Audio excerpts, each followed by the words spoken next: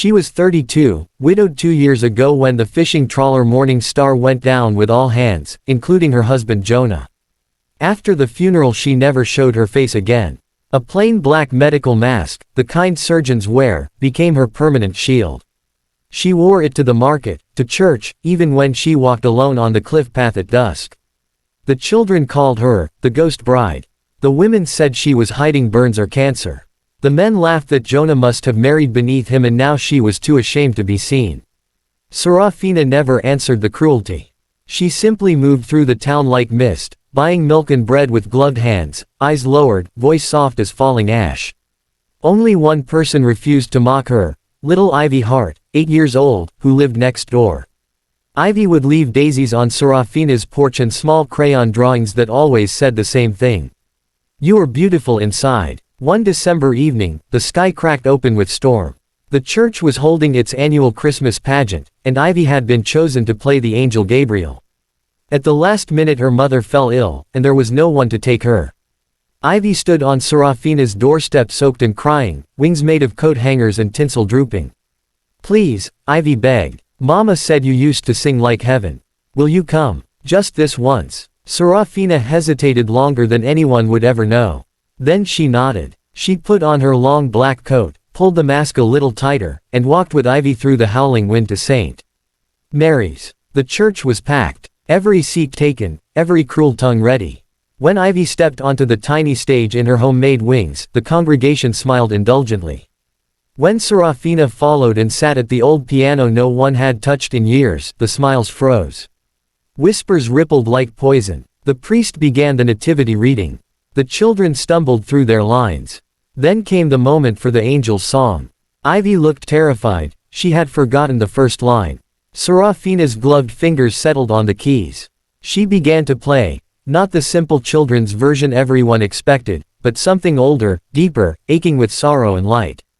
The notes rose like incense. And then she sang. The voice that came from behind the mask was not human. It was starlight poured into sound. Pure, impossible, heartbreaking. It filled the rafters, slipped through stained glass, wrapped around every heart in the room and squeezed until breathing hurt. People forgot to blink. Mothers clutched their children. Old men who had not cried since childhood felt tears freeze on their cheeks. Ivy, trembling with wonder, found her lines and lifted her small voice to join. But no one heard the child. They only heard the woman no one had ever truly heard before. When the last note faded, the church was so silent you could hear snow hitting the windows. Serafina stood. She walked to the center of the stage, in front of the crude wooden manger where a plastic baby Jesus lay. Slowly, deliberately, she reached up and untied the mask. The gasp that tore through the church was a living thing. There were no burns, no scars, no disfigurement. Beneath the mask was the most exquisite face anyone there had ever seen. High cheekbones dusted with gold, lips soft and full, skin like moonlight on water. And eyes, large, luminous, the color of storm-lit amethyst, eyes that had seen too much sorrow for 32 years. But that was not what stole their breath. It was the grief carved into every perfect line. It was the unbearable beauty that had once made fishermen weep just to look at her, beauty so bright it felt like a wound. Jonah Vale had not married beneath him. He had married a woman so beautiful the world could not bear to share her. And when he died, she had hidden that face because every glance in the mirror, every stranger's stare, reminded her that the man who had loved her enough to look past the perfection and see her soul was gone forever. She had worn the mask not to hide ugliness, but to protect the town from the agony of witnessing beauty that now belonged only to a dead man. Serafina spoke for the first time that night without the muffling cloth.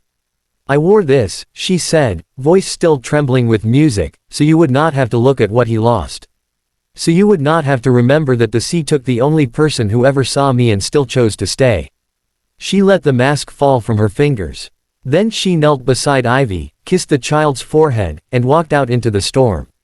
No one followed. No one dared. The next morning, the mask was found nailed to the church door with a single white rose.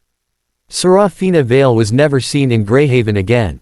Some say she took a boat north and sings to the whales now. Others swear on moonless nights, if you walk the cliff path, you can still hear that voice rising with the wind, calling a name no living person is allowed to answer.